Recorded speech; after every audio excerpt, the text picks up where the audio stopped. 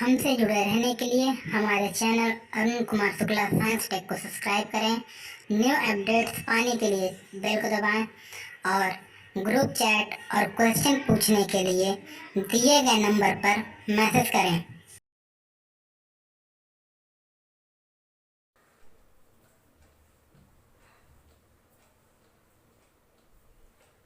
प्यारे बच्चों, आज हम लोग बात करेंगे आयनों के तुल्यांकी भार की गणना कैसे की जाती।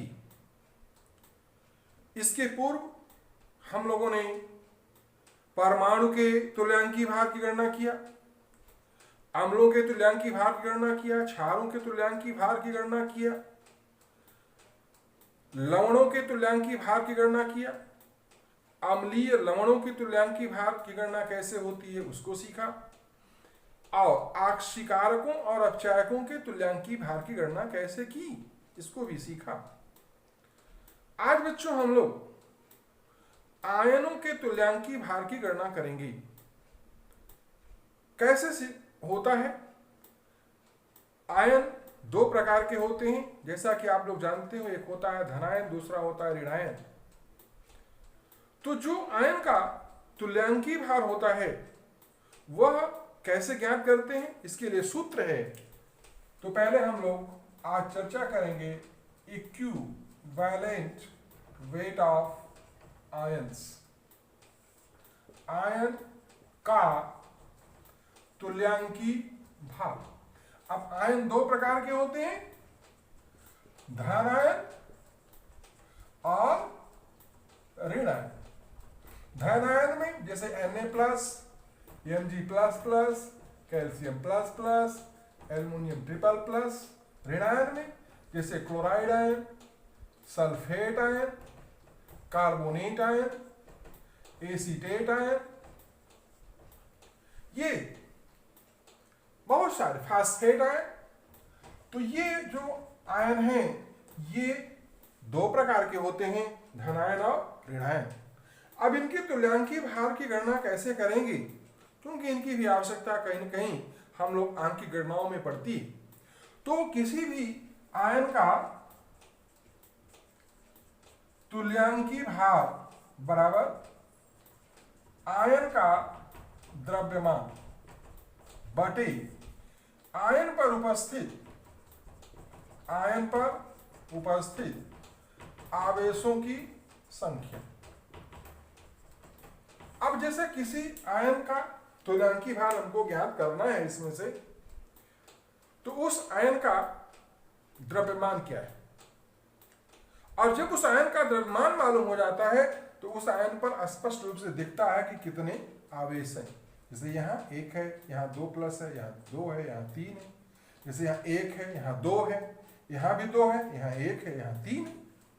तो हम लोग उसके तुल्यांकी भार की गणना कर लेते हैं। जैसे अब हम लोग आते हैं, एक एक करके आगे की तरफ बढ़ते हैं।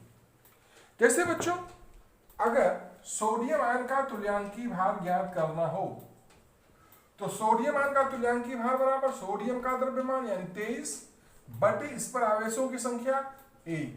तो कितना हो गया? 23। जैसे बच्चों मैग्नीशियम प्लस का तुल्यांकी भार निकालना है तो मैग्नीशियम का द्रव्यमान कितना होता है? 24 बटे इस पर आवेशों की संख्या 2, तो बराबर कितना हो गया? 12। जैसे बच्चों एल्युमिनियम ट्रिपल+ का तुल्यांकी भार निकालना है तो एल्युमिनियम का द्रव्यमान कितना होता है? 27 बटे इस पर आवेशों की संख्या कितनी है? 3, तो कितना हो गया? 3 9 27। जैसे बच्चों कैल्शियम प्लस है, इसका तुल्यांकी भार ज्ञात करना है तो इसका तुल्यांकी भार कैसे ज्ञात करेंगे? इसका द्रव्यमान यानी कैल्शियम का द्रव्यमान कितना होता है? 40, और इस पर आवेशों की संख्या कितनी होती है? 2, यानी कि 20। अब एक चीज जो ध्यान देना है बच्चों, कि जो आयन होता है उसका जो द्रव्यमान है वह उसके परमाणु द्रव्यमान के बराबर होता है। इस पे कोई सोचना नहीं है। क्यों? क्योंकि आयन केवल इलेक्ट्रॉन के निकलने से बनते हैं, तो इलेक्ट्रॉन के निकलने से उनके परमाणु द्रव्यमान पर बहुत ज्यादा फर्क नहीं पड़ता है, यथावत वहीं रहता है, क्योंकि इलेक्ट्रॉन का द्रव्यमान बहुत ही कम होता है बच्चों, वेरी वेरी लेस। लेकिन बच्चों अगर ऐसा आयन है जिसमें कई परमाणु हैं, तो उसका द्रव्यमान क्या होगा? उस आयन में उपस्थित सभी परमाणुओं के द्रव्यमानों का योग, सभी परमाणुओं के द्रव्यमानों का योग। जैसे हम लोग आगे देखेंगे, जैसे बच्चों हम लोग अब ऋणायन का ले लें। जैसे बच्चों अगर हमको क्लोराइड आयन का तुल्यांकी भार निकालना है, तो क्लोराइड आयन का तुल्यांकी भार यानी क्लोरीन का परमाणु द्रव्यमान 35.5 बटे 1 यानी 35.5। जैसे बच्चों हमको निकालना है कार्बोनेट का तुल्यांकी भार, तो कार्बोनेट का तुल्यांकी भार क्या होगा?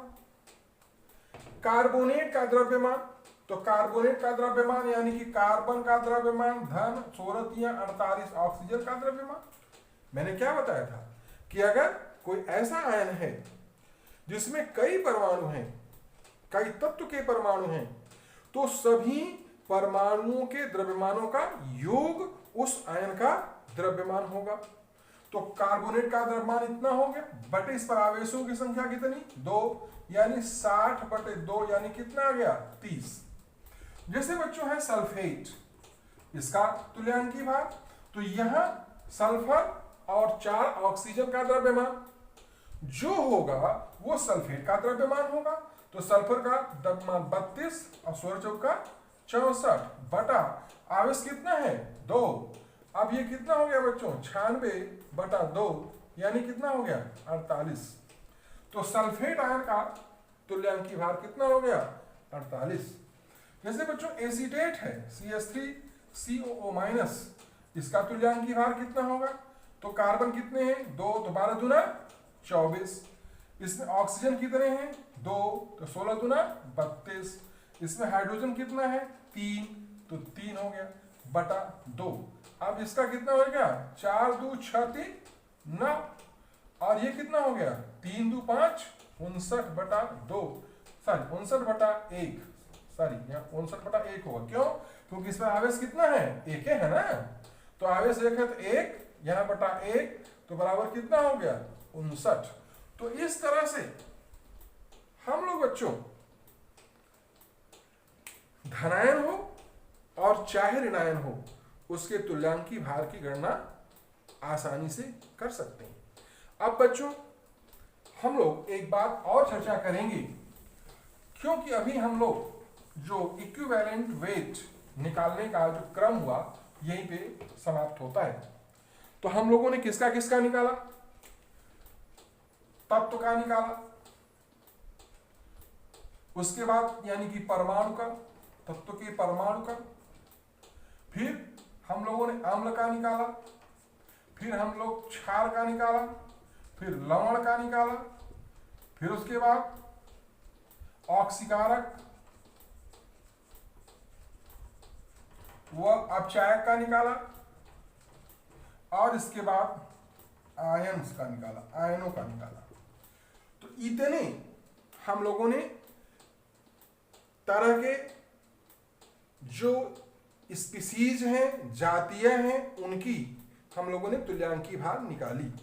तो यहां तत्व का क्या लिया था? संयोजकता, यानी उसमें भाग देने के लिए किसका लिया था? संयोजकता से। अम्ल में क्या लिया था? क्षारकता या भास्मिकता या बेसिसिटी। क्षार के लिए क्या लिया था? अम्लता या एसिडिटी। लवण के लिए क्या लिया था?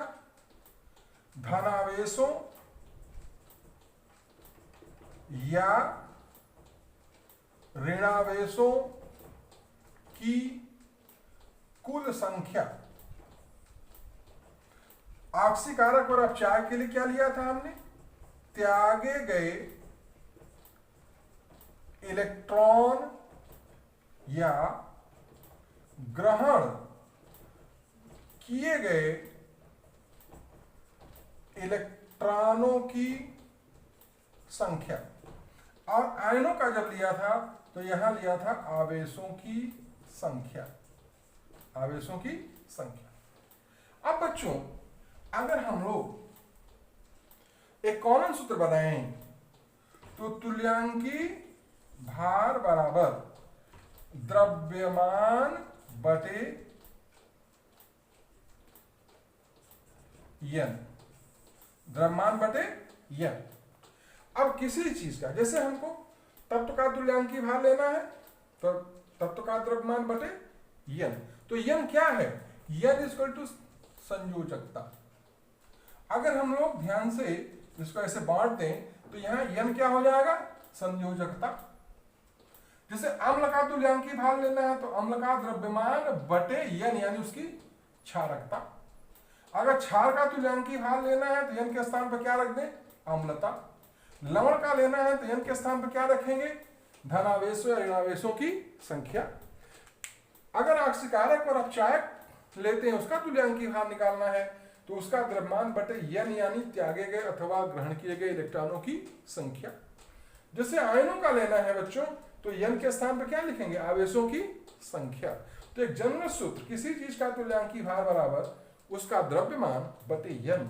अब यन क्या है, तत्व के लिए संयोजकता, अम्ल के लिए उसकी क्षारकता, क्षार के लिए उसकी अम्लता, लवण के लिए उसके धनावेशों या ऋणावेशों की कुल संख्या, ऑक्सीकारक या अपचायक के लिए त्यागे गए इलेक्ट्रॉन या ग्रहण किए गए इलेक्ट्रॉनों की संख्या, और आयनों का क्या है, आवेशों की संख्या। तो इस तरह से बच्चों हम लोग तुल्यांकी भार की गणना किसी की भी कर सकते हैं, चाहे परमाणु हो, चाहे अम्ल हो, चाहे क्षार हो, चाहे वो लवण हो, चाहे ऑक्सीकारक या अपचायक हो, चाहे बच्चों आयन्स हो।